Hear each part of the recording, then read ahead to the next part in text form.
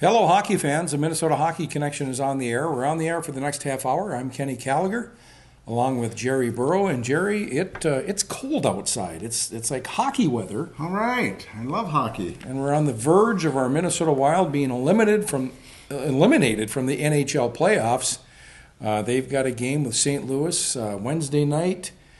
Game 4, the Wild are down 3-0 in this series, and I don't see any way that this team can come back and win this series, but you never know. You never know. But in the meantime, we have the UMD Bulldogs, of course, lost in the national championship game to Denver, and hockey is really winding down. But locally, we still have hockey. We have the NAHL, the North American Hockey League, the Minnesota Wilderness, based in Cloquet. They're in the playoffs, and they're drawing big crowds. Yeah.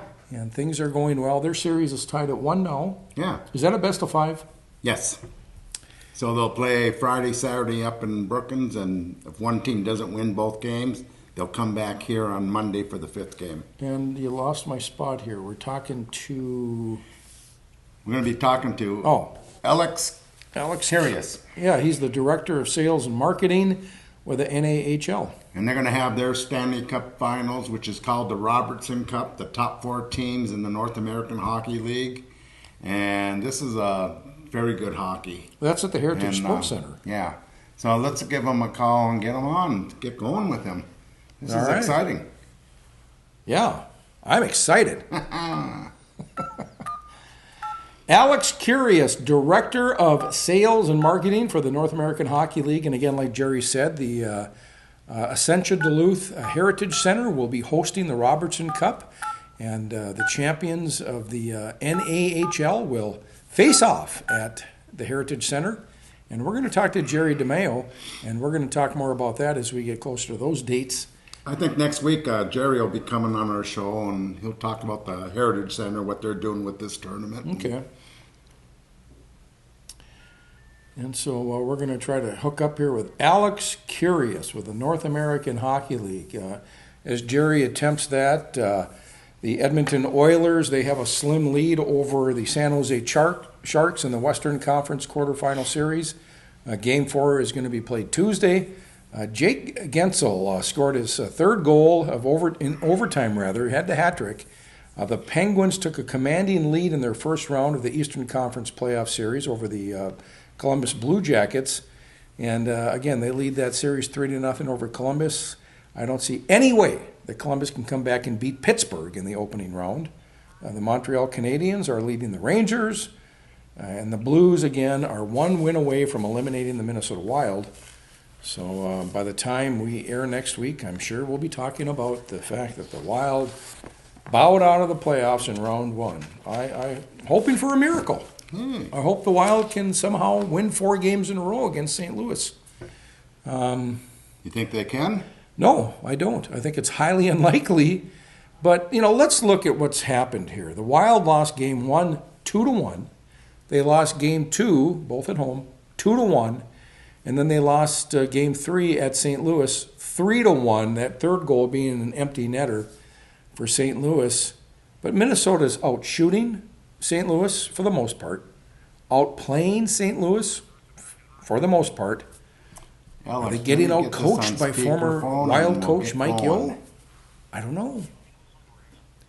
But we're going to talk with Alex Kyrais, Director of Sales and Marketing with the North American Hockey League. Good afternoon, Alex. Can you hear us, Alex? Okay. Good afternoon. How you doing, Jerry? Very good. And we have our co-host Kenny Gallagher with us. Sounds great. Yeah. We got Alex Kyrais, Director of Sales and Marketing for the North American Hockey League. And let's just jump into it, Alex. You got this. It's the Stanley Cup of the North American Hockey League coming to Duluth May 11th through the 14th.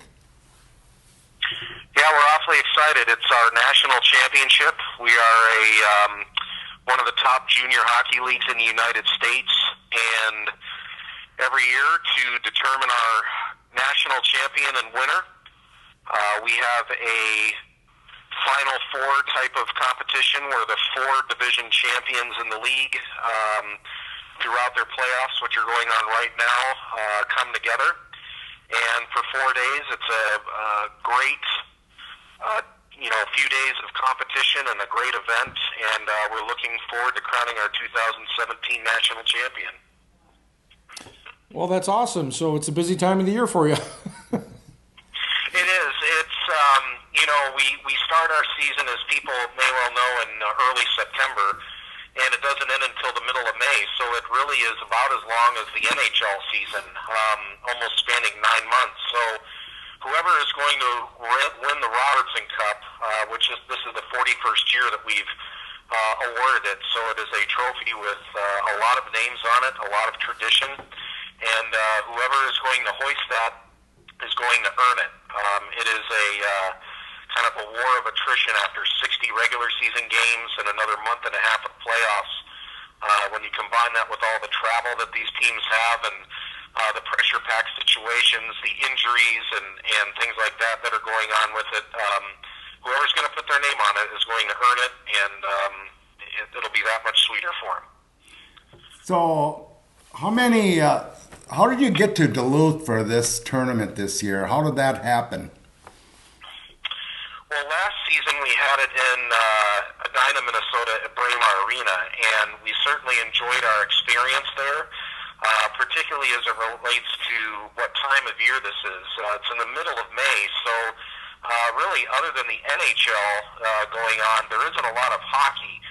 So the response that we got last year at Edina was great, and we feel that in our continual process of trying to find the perfect place to have this thing on a long-term basis, we felt it necessary to explore some other options in order to determine what's the best fit for the league from a long-term solution. So, and that includes places in Minnesota and places outside of Minnesota that all put in bids.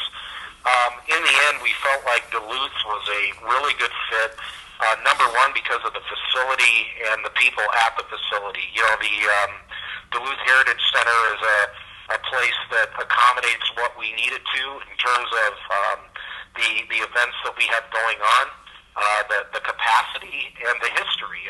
We want it to be a neat event for everybody coming to it, and I think that with everybody coming from out of town, both teams and fans and parents, and then when you combine that with locally, regionally, who would like to come and watch this event, I mean, literally you're watching the 4 best teams that our league has to offer, and you're talking about a league that, annually puts 250 guys into the NCAA every year. So these are literally the next wave of superstars that you're going to see coming to the NCAA Division I level. I think that's one of the main reasons that Duluth was selected. Not to mention some of the other intangibles, like, probably have some beautiful weather up there in the middle of May, and it's not the dead of winter, and there'll be other things to do for fans and teams around the area. So I think all of that combined made for a really neat opportunity for the league to, once and for all maybe decide where we're going to have this thing on a year-in and year-out basis, because we've also changed formats.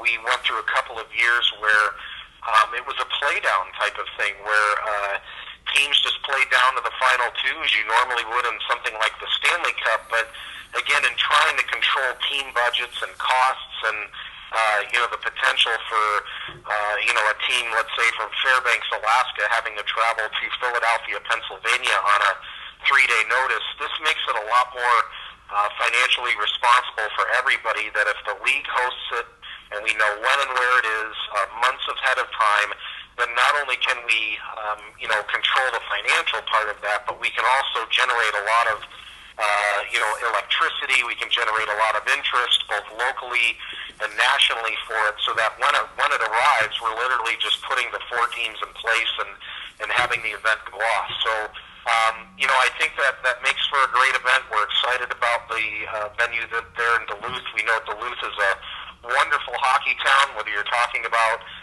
collegiately, high school-wise, youth hockey. So we're very excited to be going to the Heritage Center. Alex Kyrais joins us. He's Director of Sales and Marketing with the North American Hockey League. Alex, I'm curious. You've got 6 teams based in Texas. Yeah, we do. One of the places actually besides the state of Minnesota that you've seen some pretty sustainable and long-term growth has been the state of Texas.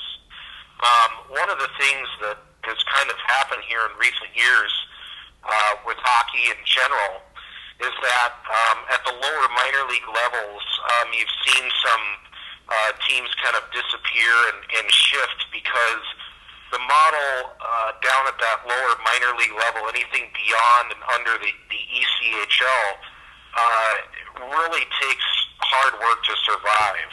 You're talking about, having to sustain a really big corporate and season ticket holder following just based on what you're going to spend money-wise. And that became unsustainable for a number of markets, particularly in the south area of the southwest area of the United States.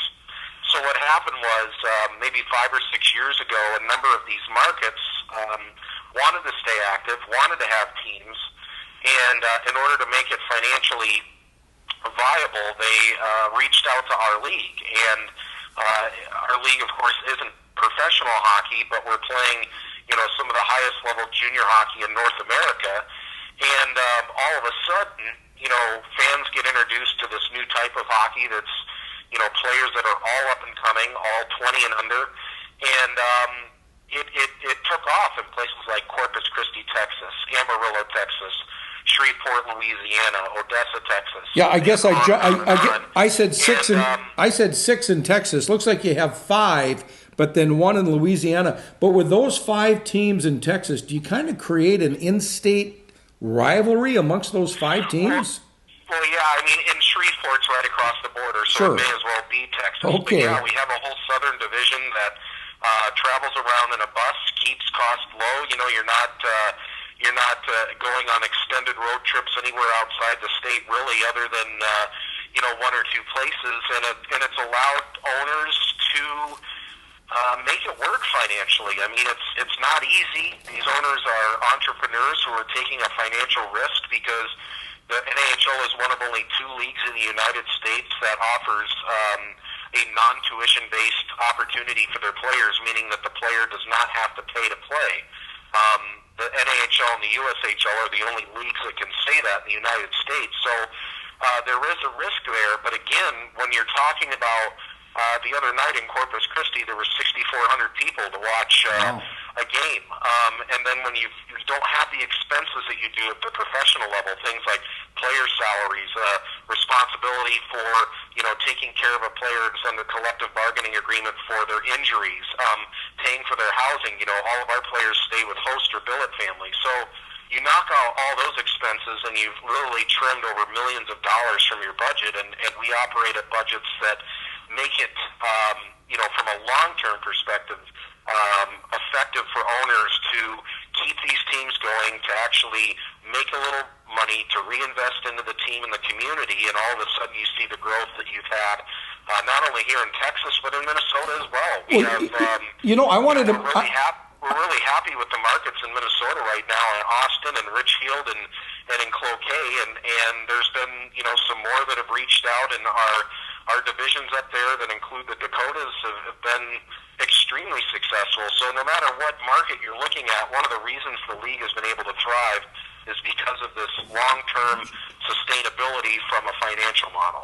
Alex, I wanted to ask you that here in Minnesota, we have, the Minnesota Wilderness, of course. Are they going to be like the host team, being that the Heritage Center is the host arena?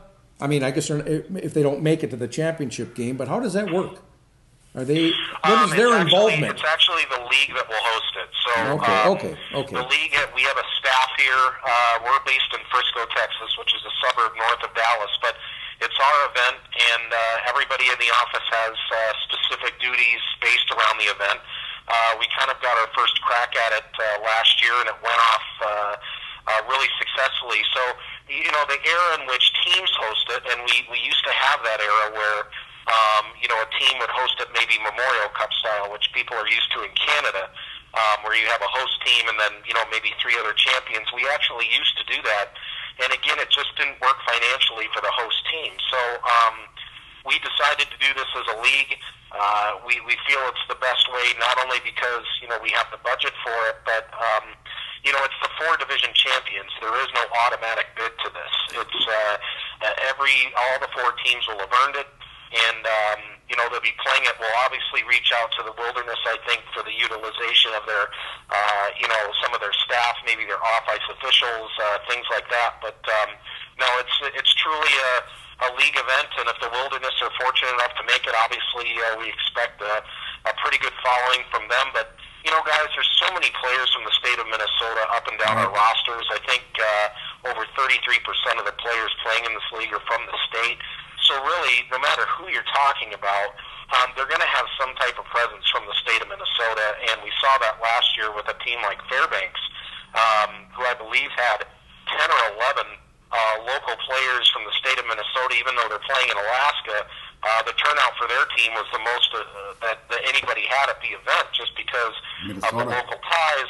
Their head coach, Trevor Stewart's from Elk River. The same can be said from the Minnesota Wilderness coach, Tim Matson. So there's so many ties locally, no matter what team you're talking about, that, combined with the local presence in Duluth and the interest, I think it's going to make for a pretty well-attended event. Alex, tell us about the format for this tournament, May 11th through the 14th. That's Thursday, Friday, Saturday, Sunday. And the cost for tickets, and are they on sale yet? So the format, as you first brought up, is what we do is determine 4 division champions. And then once those 4 champions are determined, we rank them 1 through 4 based on how they finished in the regular season. So you'll have a 1 seed, a 2 seed, a 3 seed, and a 4 seed. What will happen then on Thursday night, the 1 seed will play the 4 seed in a 3-game series, and the 2 seed will play the 3 seed in a 3-game series. So rather than your traditional round-robin event where everybody plays one another, we felt that this format matches up teams. They get to play one another in really what is not a do-or-die setting, but is a 3-game semifinal series. And then once the first team to 2 wins, then will advance to Sunday's championship game, where it's a winner-take-all between the 2 winners. So you've got a 3-game series in the semifinals, and then a winner-take-all game on Sunday. In reference to tickets are on sale right now. You can purchase them one of 2 ways. The first way you can get them is actually at the Heritage Center in Duluth. You can call them at 218-464-1711, or you can actually show up at the Heritage Center and they have them on sale there, or you can purchase them ahead of time online at robertsoncup.com. That's our official website for the event. But they're on sale now, and anybody interested in tickets can purchase them ahead of time. Obviously, we expect a big influx once the 4 teams are known, but we've already had some sales, and that's great a month out. Yeah, I followed University of Minnesota Duluth hockey this year a lot, and or every year I do. But boy, I was looking at their lineup and that. You guys have a lot of North American Hockey League players on that team, and a lot of recruits coming in to Duluth in the next couple of years from the North American Hockey League. How many commitments do you get out of this league for D1? Well, right now our number stands at 186 NCAA commitments, and approximately 180 of those currently are to Division I schools. Now, the Division I commitments will slow down here just because of the number of spots that are available. We'll probably see a few here in the next month or so, but then the rest of those will be all Division III. But you're probably looking at the end of the year of a number that's probably around 250 total commitments, with 65% of those being the Division I schools. So it's a number that rises for us every year. It's a number that we're very proud of. It's a testament to the players in the league. It's a testament to the coaches. And it's a testament to the level that these guys are playing at. I mean, these are guys that NCAA coaches are filling their rosters with. They're getting, not only are they filling their rosters with, but I think one of the things we're most proud of is that these players are going to the next level and having an impact right away. They're not just guys that are scratches or sit the bench. They're actually players that have been through 2 or 3 seasons of junior hockey. They've gone through 70 games a year. They understand how to grow and travel and mature as young men. And when they get to college, they may not be a 17-year-old blue chipper. They may be 19 or 20, but, ask any college coach what he prefers, and he'll probably tell you the older guy who's more mature and able to handle the rigors right away of Division I hockey. So we're very proud of our alumni on the Duluth roster. I think we had 6 this year. So we were very proud of those guys. We have 7 alums on the University of Minnesota and numerous others sprinkled around. But we're proud of each and every one of our alums, and we follow them. We do a weekly update on all of our alumni. So it's something that we're proud of. But the NCAA commitments, if you ask any coach in our league, that is first in their minds, even before winning. It's all about development and commitment with the North American Hockey League. Well, that's great, because I think sometimes, Alex, maybe more so fans can lose sight of that. They want to keep the players there, the good players, but these young men are chasing a dream to be possibly a professional hockey player someday. Maybe not the NHL, but something beyond the NAHL in a pro setting. You've got 24 teams in 12 states, and you have no teams in the western half, like beyond the Dakotas. But yet there's team in Alaska, and you've got teams in Massachusetts, so there's quite a spread there in distance. Any talk about expansion and expanding into a western state? I think there's always chatter, but you have to be conscious of a couple of things. One, you have to be conscious of expansion for competition's sake. I think that when the league first went through its growth spurt, this was probably back in 2003 when it went from 12 to 19 teams. It was quite a jump, and ever since then it's been a 20 to 28 to 24 team league. I was around when it was a 28 team league, and it wasn't bad, but it just gets oversaturated a little bit. And I think that 24 teams is a really nice balance. I don't think there's a desire there, a huge burning desire to make it as big as possible. I think that the competition is at the forefront. We want to make sure to maintain the integrity of the product on the ice. The other thing is, financially, can it work for a prospective owner? One of the reasons that Alaska has worked for a number of years has been that the fact that it works much like what the college hockey landscape is, and where you're assisting those Alaska teams, in a travel subsidy where everybody is helping them be a part of the league. It's not just them that's financially on the line for it, but they also, somebody like Fairbanks, who in the last 6 years has won 3 Robertson Cup championships. I mean, they sell out every game up there. They've got incredible corporate support, and they've done a tremendous job with that team since coming into the league in 2003. So, they've made it work up there, and that says a lot to what Fairbanks has done, and maybe what is available somewhere in a western state. But again, you have to look at what the travel is going to be, and you're right, with teams in the Dakotas and Texas, is the smartest thing putting a team in California or Arizona? I don't know. It's you have to look at the whole thing, because besides Alaska, this is a bus league. It's one of the reasons that the East Division, it's relatively new, but it works out East because, literally you've got teams that don't have more than a 3 or 4 hour road trip. And, it used to be we have teams going from Texas to, Springfield, Illinois, or Springfield, Illinois, all the way to Johnstown, Pennsylvania, or Sault Ste. Marie, Michigan, all the way down to, somewhere else. Again, I think that when you look at our divisions and you look at the footprint, everything is really working within a nice, tight circle here.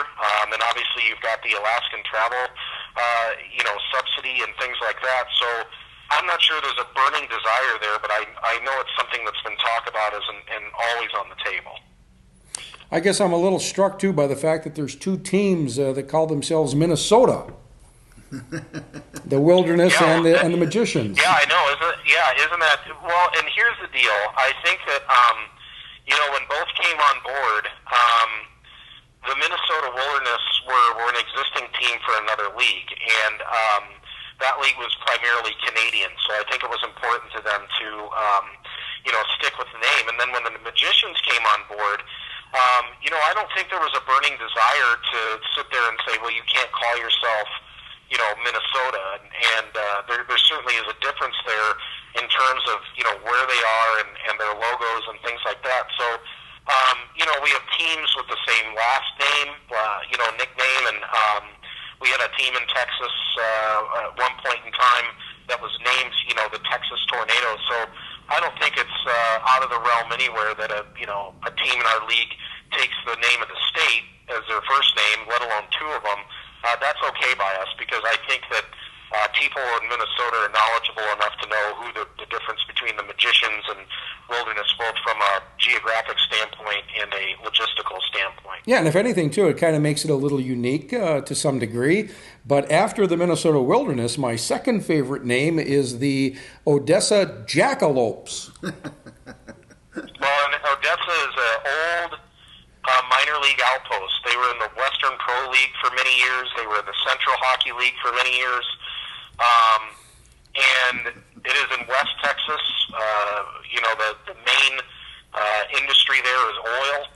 And, they love their jackalopes there at the Ector County Coliseum. And look, in the wintertime on a Friday and Saturday night in West Texas, there isn't a lot to do. And certainly the jackalopes have been members for 5 or 6 years now of the league and already produced NHL guys. Winnipeg Jets goalie Connor Hellebuck is a former NHL Rookie of the Year, Goaltender of the Year, and played for Odessa. So, he is a guy that they developed right out of Michigan high school, and now he's in the NHL. So there's great stories like that all over the place, and he can say he played his junior hockey in Odessa, Texas, which is really unique. Well, this has gone fast. Alex Kyrais, Director of Sales and Marketing for the North American Hockey League. We've got just 60 seconds. The Robertson Cup will be held, the national championship for the NAHL will be held May 11th through the 14th at Duluth Heritage Center. We look forward to it. Will you be here? Of course I will. We're actually coming up May 8th, which is a Monday, to get everything ready. So we'll be up there Monday night, and we'll be there for the week. We're all staying at the Holiday Inn, all the teams, the staff in downtown Duluth. That's where we'll have our Robertson Cup Champions Luncheon for all 4 teams that make it there. So, it's a lot more than just about the games. We have a combine going on as well for younger players in the area during the event. So all of that information is on our website at nahl.com, and we're looking forward to it. I've heard great things about Duluth. I've been up there a couple of times, but actually running an event there is something we look forward to. Yeah, we'll put this on our website and Facebook ourselves. So, hey, thanks a lot for coming on our show today, Alex, and good luck, and we'll see you in Duluth in about 3 weeks. Sounds great, guys. Thanks for having me. Well, that's great. Alex Kyrais, Director of Sales and Marketing with the NAHL, and again, the Robertson Cup National Championship, May 11th through the 14th at the Duluth Heritage Sports Center. And with that, we've got to run. We want to thank the staff at PACT-TV that produced this show. Look for us online, MinnesotaHockeyConnection.com. Find us on Facebook and like us there. And Jared, we'll be back here next week to drop the puck. Yeah. We'll see you then.